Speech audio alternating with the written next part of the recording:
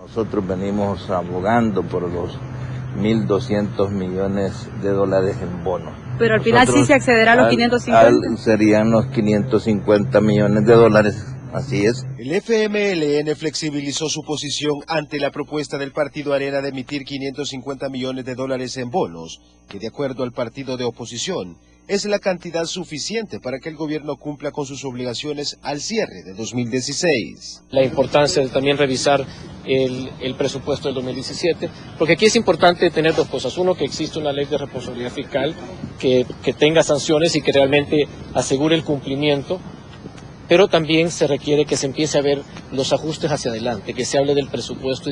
Si una persona pues que va a almorzar y necesita $1 porque el almuerzo vale $1, pero solo tiene acceso a 50 centavos, pues no es lo mismo, no tener nada que tener algo. En una reunión realizada ayer por la mañana, el gobierno y los partidos políticos habrían alcanzado un importante avance que debía concretarse en una reunión de la mesa fiscal realizada en la tarde de este miércoles, en la que se discutió el avance de la ley de responsabilidad fiscal. Pero el Ejecutivo sufrió en las últimas horas un nuevo revés, luego que la Sala de lo Constitucional admitiera una demanda contra las reformas al FOB, cuya medida cautelar prohíbe al gobierno seguir haciendo uso de los fondos de los trabajadores.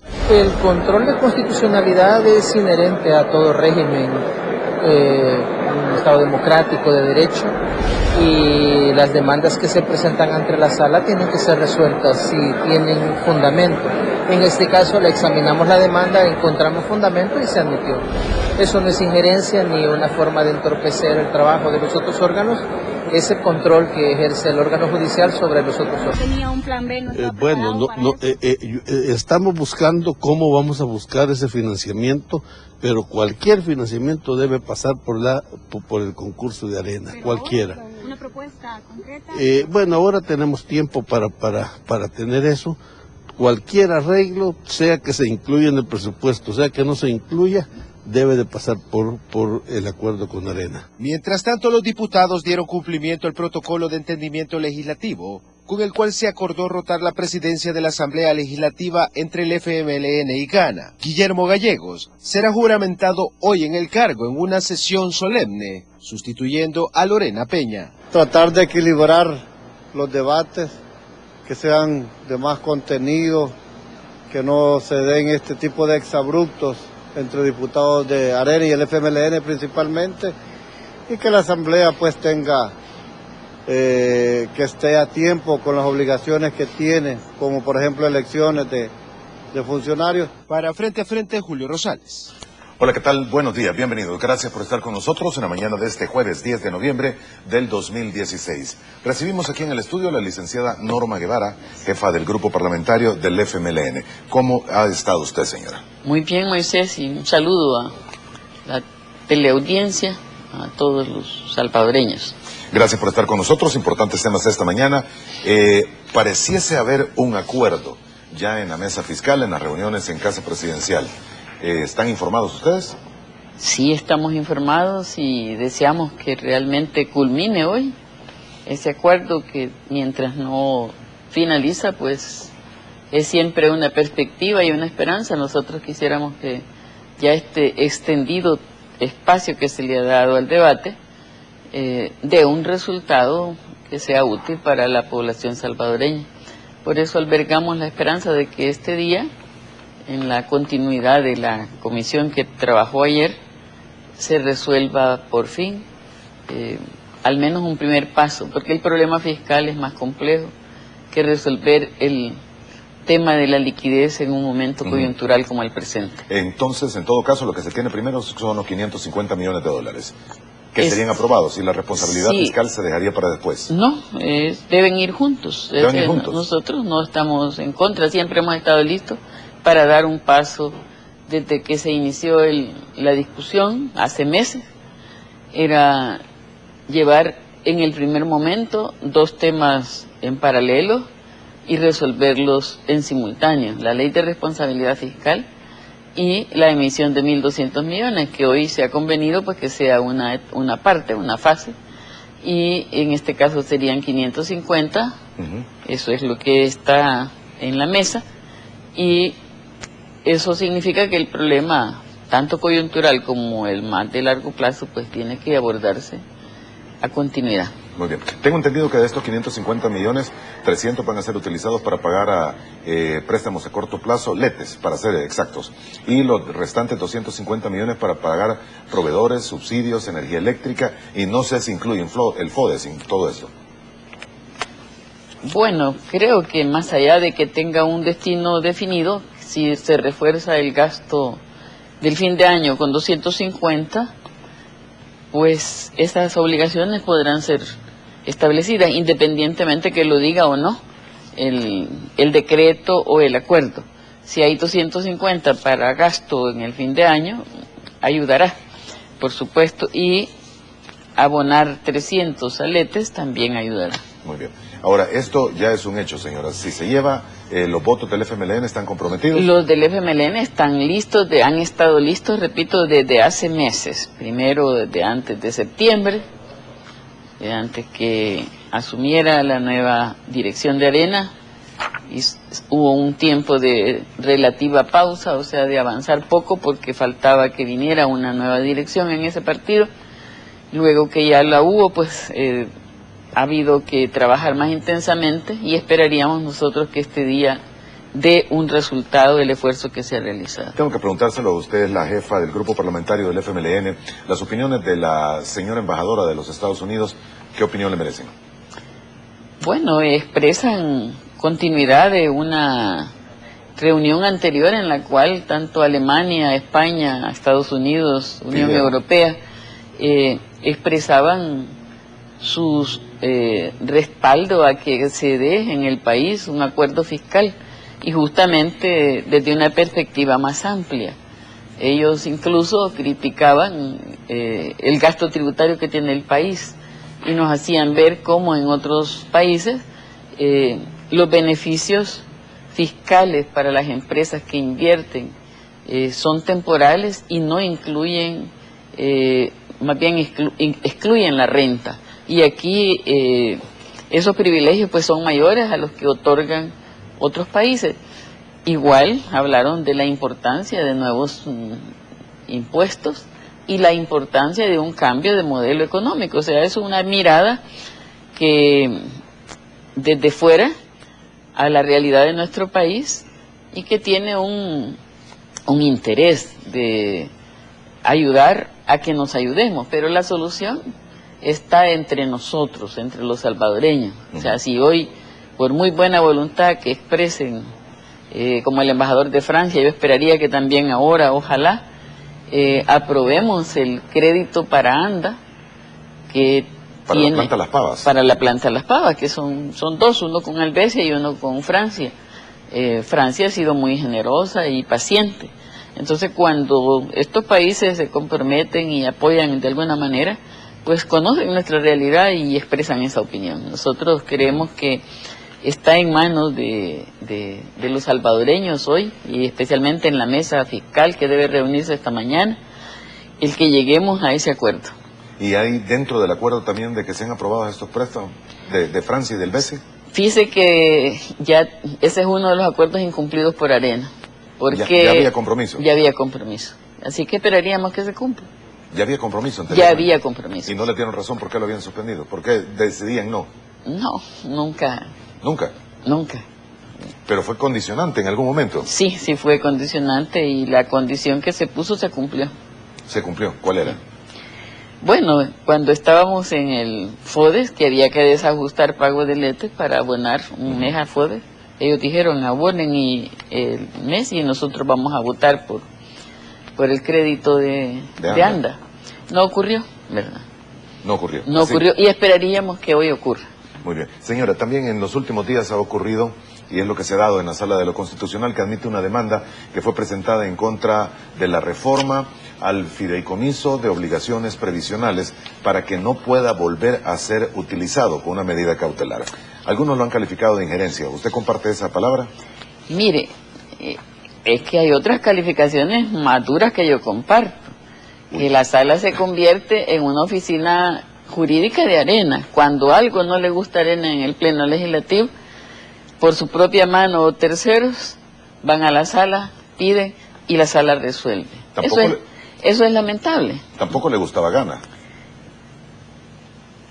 Mire, Gana, cuando llegó el tema de la comisión, no lo defendió. Entonces, hicieron...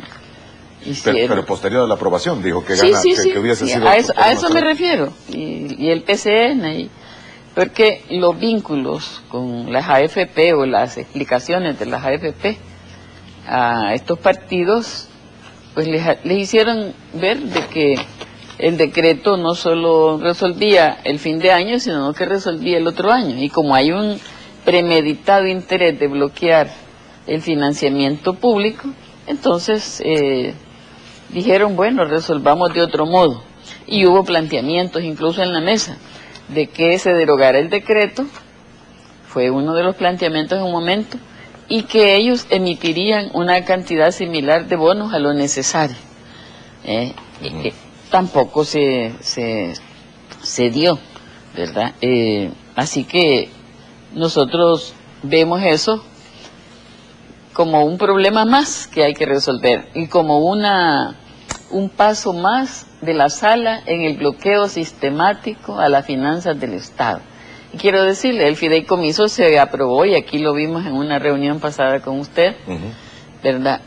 No con 56 votos.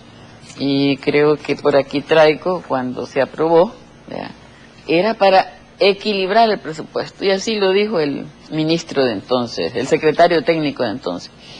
Nosotros tenemos ahí un problema nuevo para responderle a los jubilados, y ya se nos ocurrirá qué hacer. No es que vamos a abandonar a la población jubilada, tenemos que trabajar por ella, ¿verdad? Yo quisiera decirles que la cantidad de ocasiones en las que el FMLN votó por bonos para pagar pensiones es una inmensa cantidad de, 1.200 millones, solo para pagar pensiones. Si ahora analizan el fideicomiso a fondo, yo diría que si van a analizar la razón del voto mayoritario, pues todo el fideicomiso tendría que ser declarado inconstitucional y sería el fin del sistema privatizado. Va a crear un problema serio. Si la sala es coherente y consecuente y ve el artículo 142 de la Constitución, que dice que así como se aprueba un artículo, se interpreta auténticamente o se reforma con los mismos principios, entonces si hoy fue incorrecto, también fue incorrecto en su origen. Y tendrían que declarar todo el fideicomiso si fueran coherentes. Si solo operan como oficina de arena, pues van a decir que en el origen fue constitucional y ahora es inconstitucional, ¿verdad? Pero esa es la lamentable labor de la Sala de lo Constitucional en este momento. Es un calificativo bastante fuerte viniendo de la jefa del grupo parlamentario del FMLN. Es lo que yo le hablo con la verdad. Usted puede ir al decreto 98, cuando se aprobó el fideicomiso en el 2006. ¿Y con qué fundamento se aprobó?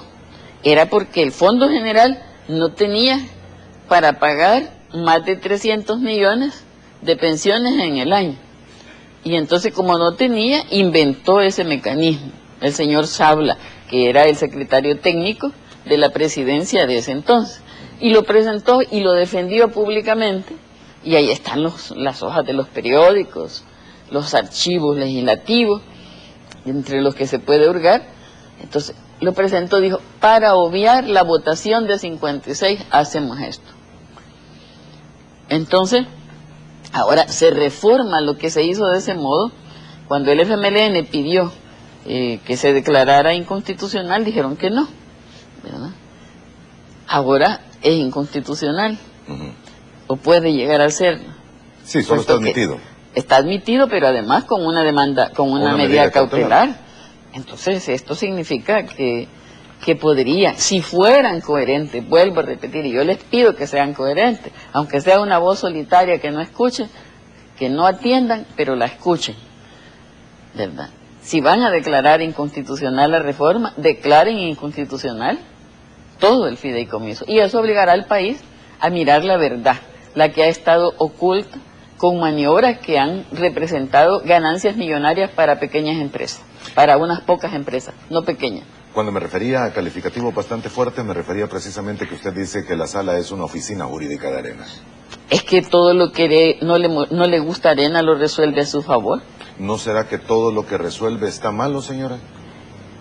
Entonces, le repito, si el fideicomiso, que es el que estaba por el que empezó, Muy bien, lo motivó a Arena y lo hizo como hicimos esta reforma, entonces quiere decir que cuando ella lo hizo, estaba bien. Lo que pasa es que lo que está admitiendo es una demanda contra la reforma, no contra el fideicomiso original. Pero las reformas, si con la base constitucional, le repito, ya le voy a sacar la Constitución, el artículo 142 dice que para interpretar auténticamente o reformar una ley se puede hacer del mismo modo que se hizo originalmente. Si esta hubiera sido con 56 votos, así lo hubiéramos tenido el requerimiento. Pero el fideicomiso se votó en el 2006, no con 56 votos. Muy bien. Señora, ¿las reuniones en Casa Presidencial deben de ser y continuar en Casa Presidencial? Pues deben continuar donde las partes que están reunidas lo decidan. ¿Ustedes están de acuerdo en que sigan en Casa Presidencial? No tenemos objeción. No hay ninguna objeción. No tenemos ninguna. ¿Hay algunas reuniones que se han dado únicamente entre el gobierno y Arena? Igual, sí, igual. Se han dado afuera, se han dado en la fracción. Hemos tenido reuniones de Arena y FMLN en la fracción. Hemos tenido en la fracción de Arena, hemos tenido reuniones en Capres. Los lugares son indistintos. Lo que cuenta es la voluntad con la cual uno acude a hablar con otra parte. Va a tener, y esto tiene que darse con una serie de movimientos muy tempranos este día. Por ejemplo, tiene que haber reunión de comisión política, en todo caso, si hay un acuerdo para llevar... De comisión de Hacienda. De comisión de Hacienda, perdón. Sí. Bueno, también de comisión política para modificar agenda y llevarlo a la sesión plenaria. No, la agenda no... La presidenta de la comisión puede pedir y convocar la reunión de la comisión de Hacienda. Muy bien. Ahora, y tiene que darse, sí, claro. Usted me dice todavía, bueno, usted no, estamos listos, pero dentro de las publicaciones periodísticas y los datos que recogimos ayer, señora, se percibe que todavía hay algunos puntos que no han sido consensuados en estas mesas en Casa Presidencial y que pareciese que hay ya opinión favorable para los bonos, pero no opinión favorable todavía para una ley de responsabilidad fiscal o, en todo caso, al revés. ¿Usted conoce algo de esto? Bueno, mire, en la ley de responsabilidad fiscal el pueblo debe saber exactamente lo que significa. Significa que estamos estableciendo una ruta de ajuste fiscal, que por una parte significa que los ingresos deben tener unos incrementos y los egresos, los gastos, tienen que tener una determinada disciplina, una determinada medida. Esto ubicado en el tiempo. Y significa que si decimos que en 3 años vamos a hacer un ajuste de 3%, equivalente al 3% del PIB. A 3 puntos del PIB. A 3 puntos del PIB. Y decimos que la mitad de eso viene por los ingresos y la mitad viene por los gastos. No es cómodo que Arena diga... yo apruebo la ley, pero de impulsar las medidas no me comprometo a votar. ¿Por qué? Porque una ley dice algo, pero esa es una ley madre que obliga a que después sigamos aprobando otras medidas que permitan que esa ley se cumpla. Entonces, cuando Arena no quiere comprometerse en las medidas de ingreso y solo dice hagan esto, pero no me meto, yo no voy a secundar eso. Y además dice, pero si no lo hacen, debe ir a la cárcel el ministro. Entonces es algo como que a usted le digan, te doy el cuchillo y suicidate, ¿verdad? Y me voy a sentar a entrevistar, en vez de vos me voy a sentar yo. No se vale eso. Entonces eso... Yo esperaría que esto sea simplemente un alargatiempo para la circunstancia que ellos mismos han expresado, de que no hay acuerdo pleno entre todos los diputados o entre todo el COENA de votar. Entonces, esperaría que eso se resuelva. Entre todos los diputados de Arena, ¿será posible que no haya acuerdo? Bueno, tienen el acuerdo de votar unidos, pero si no todos están de acuerdo en estos pasos... ¿Usted cree que por ahí está la cuestión? Porque solo con los votos de Arena y el FMLN se logra. Sí, claro, pero como si no toda Arena vota, pero quiero decirle que en estas medidas no han estado ausentes el PDC y han estado muy activos, mediáticamente menos, pero muy activo el diputado Parker, el PCN, Gana. Los tres partidos han estado muy presentes en reuniones tanto con nosotros, con el gobierno, con nosotros como partido y como fracción, con el gobierno y también con Arena. O sea, en esto hemos participado todos. No es algo que apartemos al resto y nos sentamos solamente Arena. Sí, no se puede llegar a ello cuando hay 56 votos de por medio sin Arena. O sin nosotros. O sin el frente, exactamente. Claro. Le voy a mostrar algo, señora, que es lo que supuestamente está pidiendo Arena antes de aprobar préstamo. Y esto lo han hecho, dado a conocer a través de un comunicado, que rinda cuentas sinceras y transparentes a los salvadoreños, que se apriete el cincho y gaste menos, que cumpla con ley y pague ya el FODES, que no toque el dinero de los pensionados para malgasto del gobierno y que se apruebe la ley de responsabilidad fiscal. Propaganda. Solo es propaganda. Es propaganda. Mire, primero, nunca el gobierno ha gastado un centavo del Fondo de los Trabajadores para gastos de gobierno. Lo que ha hecho es cumplir la ley que Arena, sin los votos del Frente, aprobó. ¿Para qué? Seguir pagando, como se hizo antes, con fondos del fideicomiso, las pensiones. Y agreguemos a eso que estos gobiernos del FMLN sí han pagado del Fondo General intereses y abonos a capital de ese fideicomiso. Los números son contundentes. Lo que se está pagando este año al fideicomiso son 177 millones. Cuando los gobiernos de Arena tuvieron las pensiones, pues los primeros que gastaron son los 320 millones de las reservas técnicas. Después, 1.226 millones de eurobonos, que aquí le traigo las fechas y los decretos si los quiere ver, ¿verdad? Aquí se los puedo presentar. Luego crearon el fideicomiso y en el fideicomiso para el primer año pagaron el primer abono como de 15 millones. De ahí esa deuda es creciente, como ha quedado claro que es una deuda creciente, a la que sí los gobiernos, los dos gobiernos del FMLN han tenido que pagar. Arena nunca tomó un centavo del Fondo General para pagar pensiones. Entonces nosotros no hemos hecho uso en absoluto de un centavo de los trabajadores para gastos de gobierno. Primera cosa. Segundo, que rinda cuenta. Yo le diría, ¿cuándo Arena rindió cuenta? ¿Y cuántos cientos de miles de páginas para informar están hoy al público? Están a la orden de cualquier ciudadano. ¿Cuándo bajo gobierno de Arena se aprobó la ley de acceso a la información pública? ¿O cuándo se tuvo un instituto de acceso a la información pública como se tiene hoy? El ministro abrió las puertas a dos asesores, al señor Germán Rosa y al otro señor, se me olvida cómo se llama, asesores de Arena, para ir al Ministerio de Hacienda a constatar. Claudio de Rosa. A Claudio de Rosa y se me olvida el otro nombre. Rafael Lemos. Rafael Lemos. Ambos han estado como si fueran funcionarios del Ministerio de Hacienda, conociendo en detalle de manos del ministro de Hacienda toda la información que han requerido. No carecen de información. Tercero, o sea, rendimos cuenta.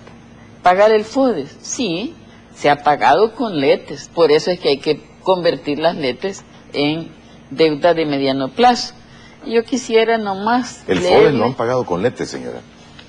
Cuando el Estado usa letes para pagar deuda de corto plazo, salarios, o a TCS, si le debe el gobierno a TCS. Entonces, cuando el gobierno coloca letes, no es para otra cosa, sino para pagar proveedores y sus compromisos. Entonces, ¿ha usado letes para pagar FODES? Claro que sí. El FODE no debería estar dentro del presupuesto, está dentro del presupuesto, más bien dicho. Y los letes están dentro del presupuesto, señor, también. Sí, pero es utilizar fondos de un destino para otro. No, los bonos tienen destino de acuerdo al decreto. Las letras del Tesoro son colocaciones temporales que el gobierno hace, para que así liquidez. lo dice, para liquidez. Y la liquidez para lo que sirve es para pagar obligaciones. Y una de las obligaciones más fuertes mensuales de este gobierno, que cuesta 29 millones mensuales, se llama FODES en este año. Le hago mención de algunas porque hay bastante gente que está preguntando, bueno, ¿y a los proveedores cuándo le van a pagar? Para el caso. Mire, cuando el gobierno de Mauricio Funes tomó la posesión, se debía una cantidad de proveedores que es maravilla. 4 veces más de lo que hoy debemos. Pero cuando Mauricio Funes fue hace 7 años. Sí. Ya llevan ustedes 7 años. Sí, sí, sí. Y ahora debemos una cuarta parte de lo que cuando un gobierno de Arena debía. Terminó. Sí, eso es lo que le quiero comparar. Siempre hay deuda de proveedores y nunca el Estado ha sido un excelente pagador. A tan largo plazo, señora. Porque ¿Cómo? se menciona que hace 7, 8, 9, 10 años los plazos para pagos del gobierno eran de 30 días. Hoy ya van de 90 No es o de cierto. 6 meses. Es mentira. Es mentira. Es mentira. Yo le diría que vaya a la contabilidad de TCS y aseguro que no ha de ser. Y si era de otro modo es que era una excepción. No, pero era un privilegio. las distribuidoras de energía eléctrica, por ejemplo, dicen tienen 4 meses de no pagarnos el subsidio. Sí, porque hace 3 o 4 meses el ministro llevó a la comisión una petición para eso y no se ha resuelto. Mire, yo le voy a... ¿Eso no debería estar dentro de un presupuesto? Está en el presupuesto. ¿Y entonces por qué llevó una moción diferente? Porque se vuelve insuficiente. O sea, el subsidio de energía eléctrica, de acuerdo a la ley de presupuesto, no me recuerdo el número de artículo ahorita, pero sí está allí, que se paga a través de CEL. O sea, CEL ha pagado la mayor parte del tiempo, en todos los gobiernos, el subsidio de energía. CEL no tiene dinero en este momento tampoco, señor. Acuérdese que a CEL la sala le retuvo la posibilidad de tener dinero. Las cosas no están aisladas, todas están unidas. Por eso en el caso del subsidio. ¿Y al resto de proveedores, señor? De los zapatos, de los libros, de la leche, de cualquier otra cosa que le pueda imaginar, alquileres de viviendas de la policía. Mire, yo le pediría que traiga al ministro de Hacienda. Ya lo hemos invitado y fíjese que no quiere venir. Porque yo no soy ministra de Hacienda y no llevo el orden de ingresos y de obligaciones. Porque el ministro de Hacienda, en consulta con el presidente, una vez que tiene claro lo que le falta y lo que tiene que tener prioridades, ¿verdad? Y le puede decir que ha pagado y que no ha pagado. Hacer una lista como la que me está haciendo sería impropio conmigo, porque no soy ni tesorera ni ministra de Hacienda. Tiene usted toda la razón, señora. Le comento algo aquí que dice Juan Valiente, el diputado Juan Valiente. Sí. Dice a través de la red social de Twitter, Arena ha dicho que votará por una solución fiscal a largo plazo. No es cierto que no vayamos a apoyar. Ojalá que vaya a la mesa, porque los reportes que tenemos... Es que no. Es que no aceptan. ¿Y no será porque no han terminado de cumplir algunas de las condicionantes que dice Arena que le están pidiendo, por ejemplo, de que se apriete el cincho? Mire, en los gastos del otro año los reclama porque vienen recortados. Entonces es un discurso contradictorio. Cuando le dice, no puedo pagar, voy a apretar el cincho, no voy a pagar el escalafón de salud a los médicos que ganan más de $1,500 y solo voy a pagarle al 80% de los trabajadores de salud que ganan hasta $1,500, con eso se está ahorrando $18 millones. Entonces viene Arena y pide aumente. Entonces es un discurso contradictorio. Apriete el cincho, pero deme para veteranos tantos millones, deme algo que nadie le está pidiendo, 20 millones para la fiscalía. pudiera enseñar uno de los cuantos papelitos. Ujú. Deme 40 millones. ¿Para la fiscalía? No, No. deme 20 para la fiscalía. Deme 40 para los militares retirados. Deme otros 10 para... Bueno. Entonces es un discurso contradictorio. Pero no son- Apriétese el cincho. Pero esas no son obligaciones, señora. ¿Ah? El FODES es obligación. El FODES es obligación. El escalafón de los médicos es ley Eso, también. Sí, y la Constitución le dice que los gastos, los ingresos, tienen que estar milimétricamente ingresados En el presupuesto. conforme a las leyes emitidas. O sea que está presupuestado que voy a cobrarle a usted la renta, entonces tengo que incorporar la renta que le vamos a cobrar. Pero los gastos, dice, en la medida y hasta que sea posible. Eso dice la Constitución. Entonces, cuando está sincero el gasto, el ingreso posible, no inflado, sino cómo va a ser, entonces, y tiene la autoridad, el Consejo de Ministros en este caso, la autoridad para decir, no puedo pagar esto, porque no voy a incrementar salario, y este incremento que es anual y desproporcionado, no lo puedo pagar porque es de 28 millones, entonces solo voy a pagar, eso lo dice el artículo 11 y 12 del proyecto de ley de presupuesto para 2017, a los que ganan esto. Si me dice es una obligación, sí, formalmente sí, pero constitucionalmente no se puede ir más allá de las capacidades reales del Estado. Usted dijo que fuera un sincero presupuesto. Es un presupuesto sincero. Un presupuesto que contiene todo lo que se Contiene debe. todo. Por primera vez contiene, por ejemplo, las devoluciones de IVA, de renta, que antes no venían. Si vamos a ver la cultura del pasado, todo eso no estaba. Por eso entonces resulta que, por ejemplo, los municipios que tienen el 8%, como eso que se registraba como ingreso después se devolvía y no estaba como gasto, solo estaba como ingreso, eso crea un desajuste. Eso hace que se le dé más a la Corte Suprema y más a los municipios, para empezar. Entonces hoy eso viene de manera transparente. El apretarse el cincho, ahí está. Ahora, sí, lo que quiere decir apretarse el cincho es echa a la calle 40.000 trabajadores, entonces no habrá acuerdo.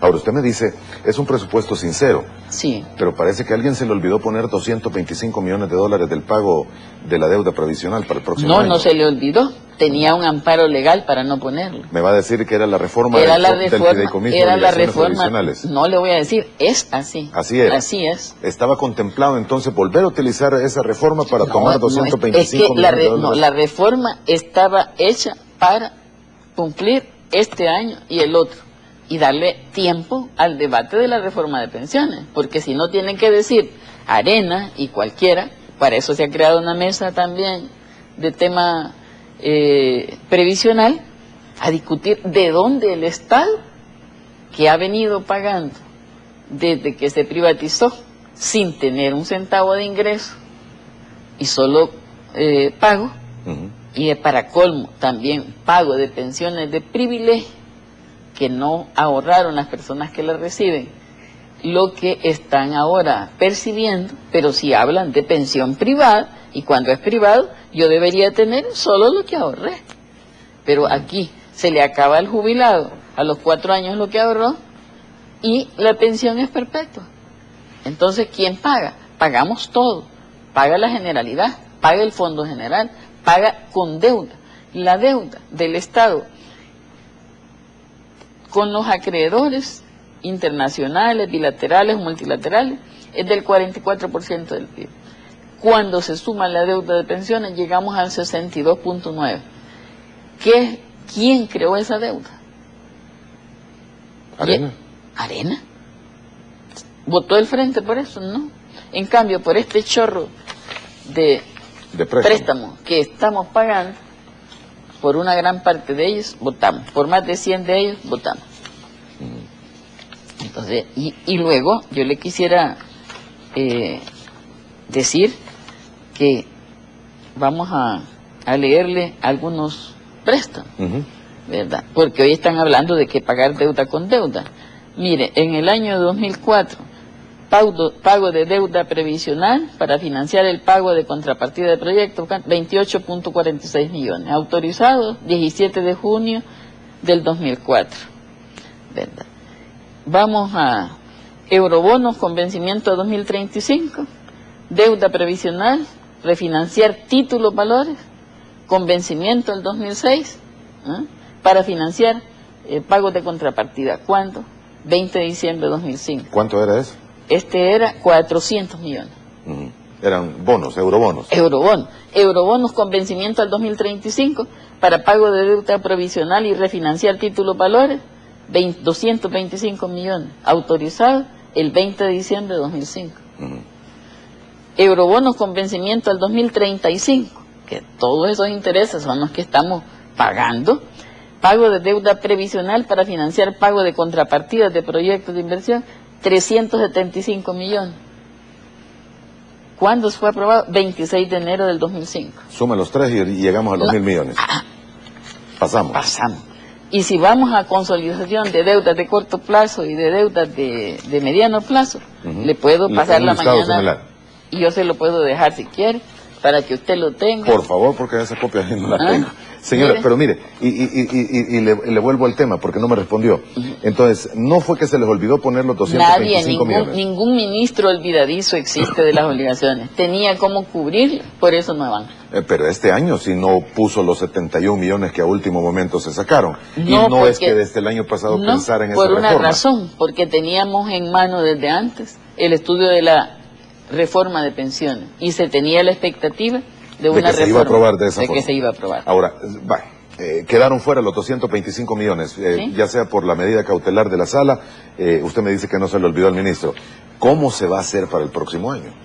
Bueno, le he dicho, es un problema que lo tenemos que situar en la mesa, discutir y resolver entre todos, porque no es un problema que nosotros creamos y tienen que venir los demás también a apoyar su solución.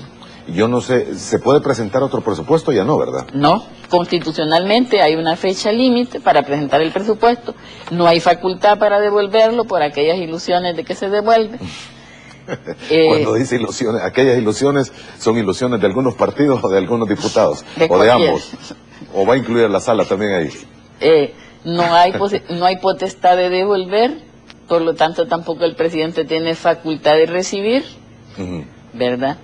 Se puede, por eso sí, el presupuesto es una ley en ciclo, un ciclo de formulación en una etapa, un ciclo de aprobación que lo hace el Consejo de Ministros, con fecha constitucionalmente definida, 30 de septiembre.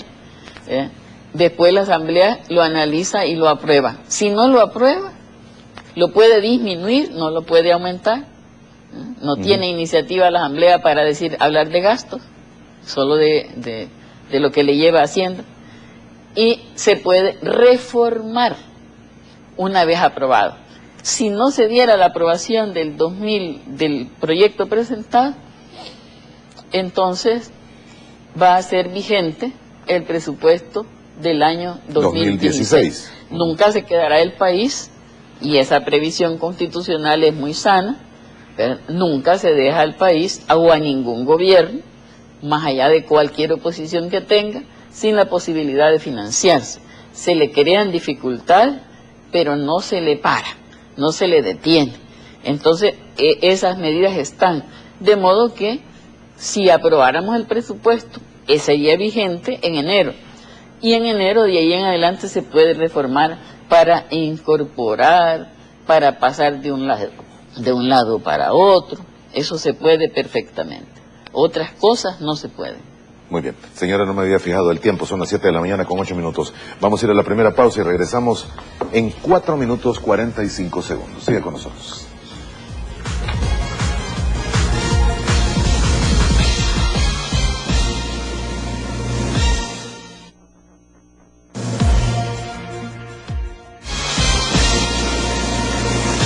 Gracias por continuar con nosotros en esta mañana de día jueves 10 de noviembre.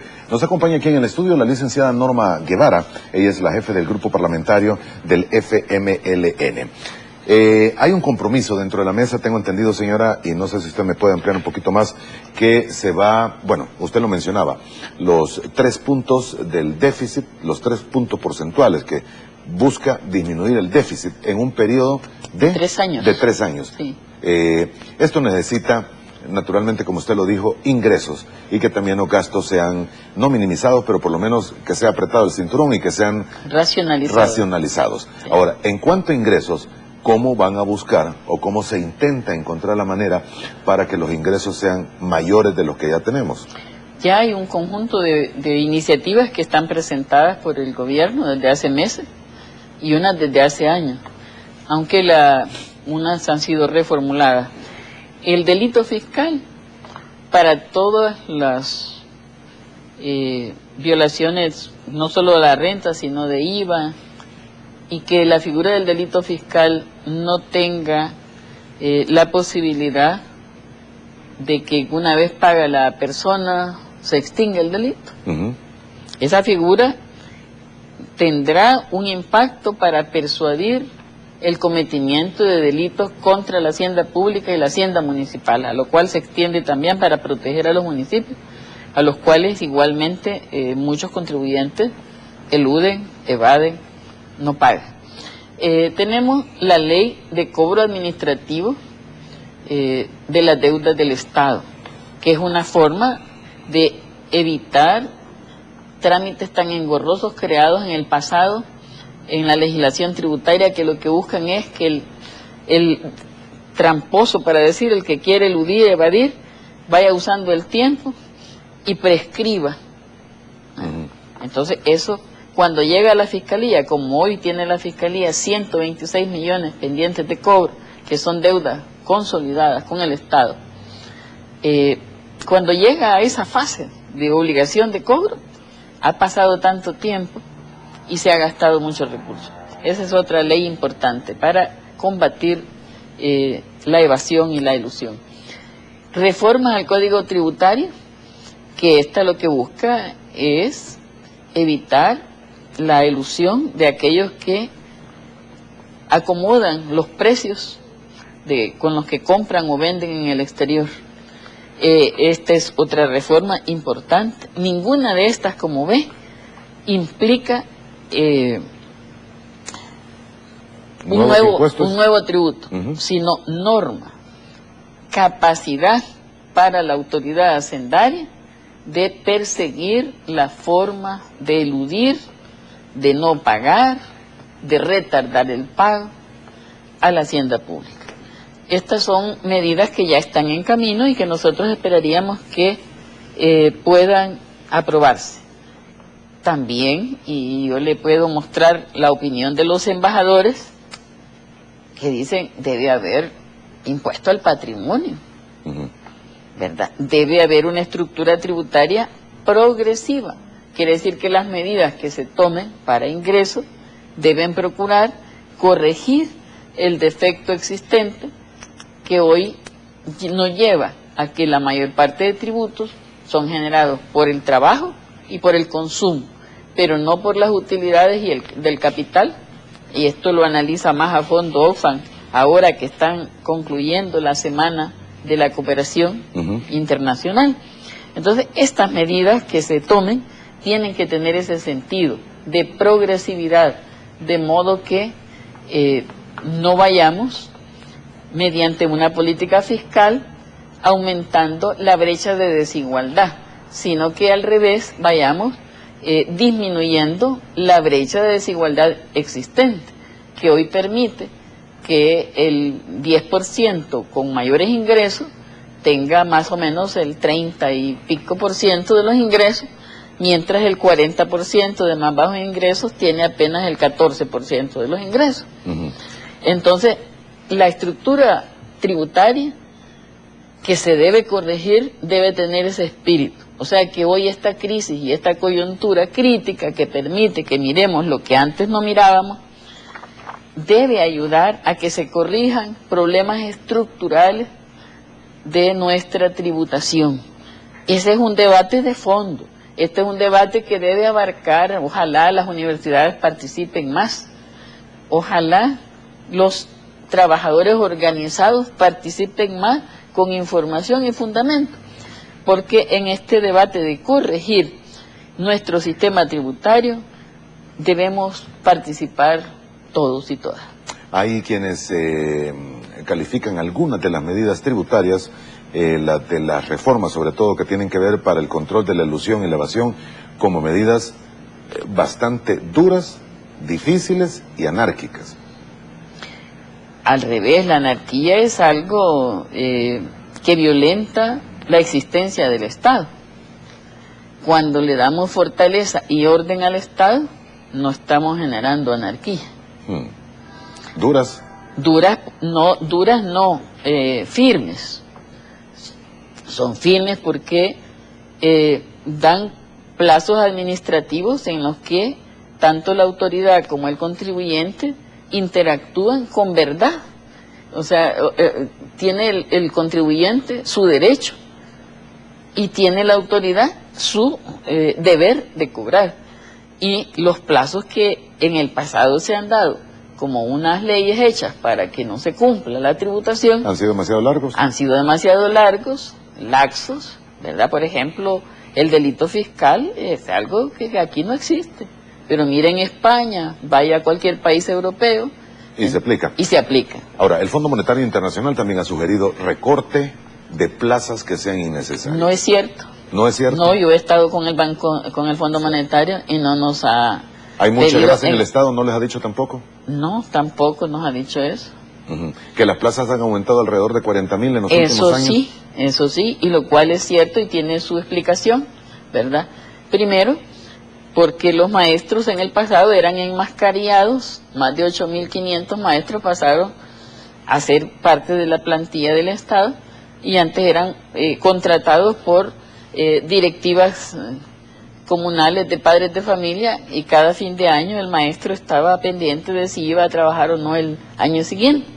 Y cuando el compañero Salvador Sánchez Serén, como ministro de Educación, toma la medida de pasar a ley de salarios a todos los maestros, solo ahí tiene usted los primeros 8.500 de esos 40.000.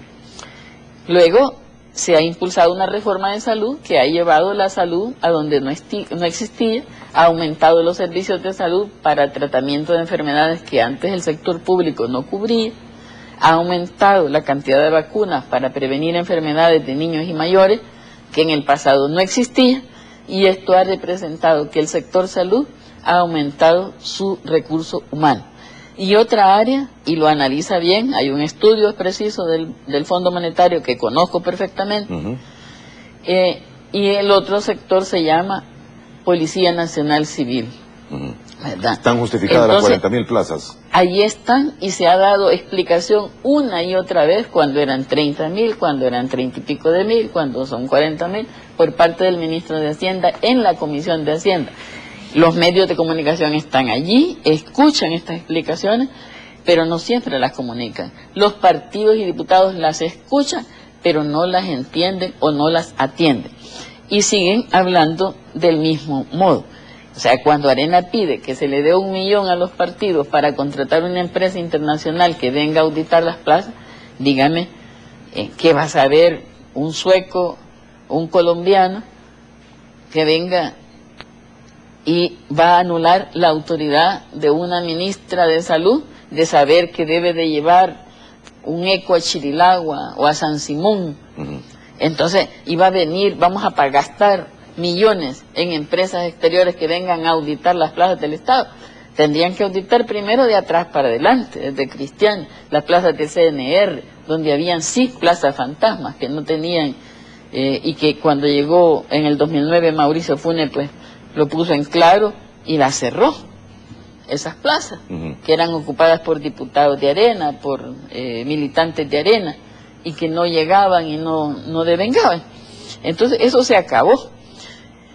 No ponemos en cuestión la legalidad del nombramiento de una plaza. Puede, si quiere, usted discutir en una reforma del Estado que está planteada en el plan quinquenal del presidente Salvador Sánchez Serén, un rediseño del Estado, en el cual se busque, si hay similitudes de funciones en un lado y otro, puedan estas acompasar, pero es diferente de decir que hay exceso, que que se malgasta en eso. Ahora, pero el Fondo Monetario Internacional sí dice, por ejemplo, el sector público tiene mejores sueldos incluso que el sector privado en este país. Eso sí es cierto.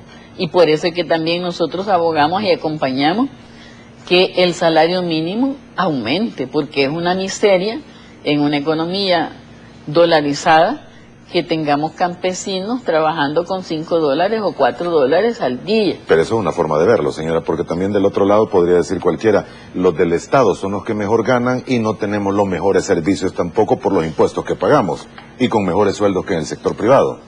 Y es que aquí hay que ver que quien paga los todos. fondos del Estado lo pagamos todos, pero lo pagamos vía consumo, ¿verdad? Porque a veces los empresarios se presentan como que son los que pagan. Yo pagué tanto, y lo que hicieron es recoger, son agentes del Estado para recoger el IVA. Y es más, está probado que mucho de ese IVA se lo roban, no lo enteran. Eso lo dicen estudios de la UCA, lo dicen distintos estudios del el robo del IVA. Entonces, el impuesto lo pagamos entre todos. Y los servicios públicos de policía, los caminos, las carreteras, ¿para uso de quién son? ¿De todos? De todos. No, ¿De por eso, todos? pero se me fue por otro lado, señor. Sí. Porque el asunto era de que se tienen los mejores sueldos, pero uno no recibe lo que debería recibir, de acuerdo a parámetros de FUSADE, de FUNDE, de ONGs, que son las que miden. No, señor, si lo ponemos así, le podría decir, mire, usted ha ido a recibir una consulta médica a un hospital público. Sí, yo he sido paciente del Hospital Sacamil. ¿Hace mucho o hace poco? No, hace bastante, pero era funcionaria pública y era paciente del Pero hoy Sacamil. tiene seguro médico en la Hoy Asamblea tengo seguro Legislativa. médico, sí, y puedo dejar de tenerlo y no me voy a morir porque ya he vivido. Mire, justamente cuando estaba en la lucha por la privatización, yo a veces estaba ahí esperando consulta mientras los médicos andaban en la marcha. Y he ido con mi familia, ¿verdad?, al Rosales y conozco cómo se prestan los servicios, e igual en Los Secos, porque nosotros no estamos en una burbuja, somos parte de un pueblo trabajador, y a él queremos darle nuestro mejor esfuerzo. Muy bien, sí. No le voy a ganar. Nos vamos a la pausa, regresamos en 4 minutos. Pues le puedo ir a mostrar.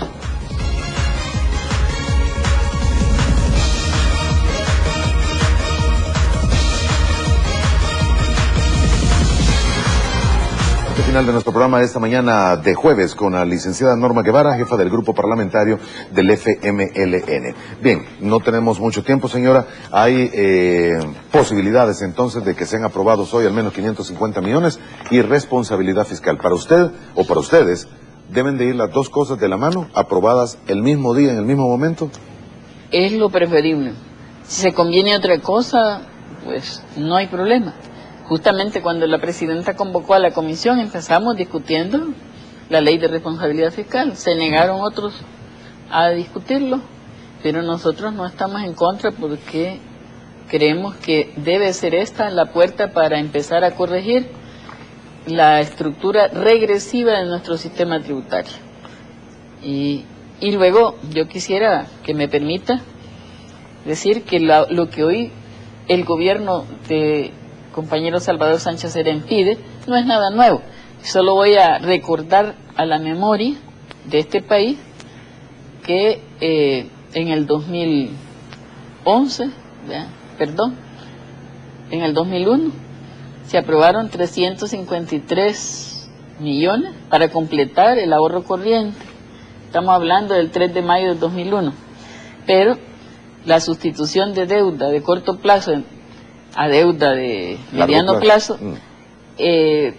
451 millones el 20 de diciembre del 2001. Sustitución de deuda de corto plazo para deuda de mediano plazo, 300 millones en otra emisión, igual del 20 de diciembre del 2001. Para cancelar deuda interna consolidada y reestructurada, 500 millones, 20 de diciembre del 2001. Estamos hablando que no gobernaba el FMLN en el 2001. Y si nos vamos a otro, para financiar los compromisos de capital del ejercicio presupuestario del año 2003, 348 millones, aprobado el 12 de diciembre del 2002. O sea que lo que hoy se ha pedido no es nada nuevo.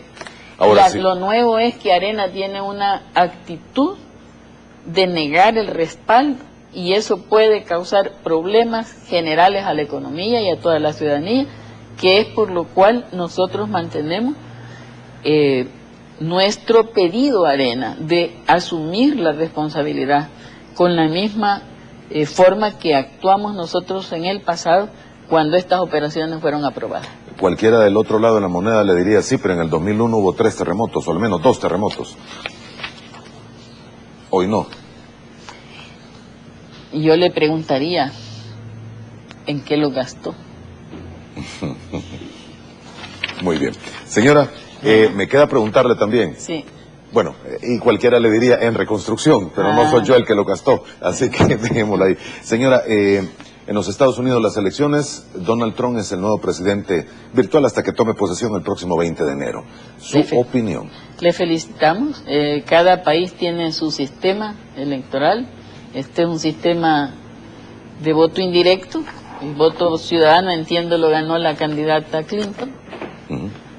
Tuvo más votos. En voto directo sí tuvo más votos la señora Clinton. Ella, pero el sistema es así indirecto, gana él. Lo que esperaríamos nosotros es que una vez sea presidente, los derechos que tiene la población inmigrante, especialmente latinoamericana y salvadoreña, sean respetados. Eso sería nuestro pedido. Muy bien. Señora, gracias por el tiempo que nos dedicó esta mañana. Usted también. Vamos a estar pendientes ahí en la Asamblea Legislativa. Como no, primero Dios, tengamos este día un acuerdo. Gracias, señora. Y usted también, buenos días. Primero Dios, nos volvemos a ver mañana a la misma hora.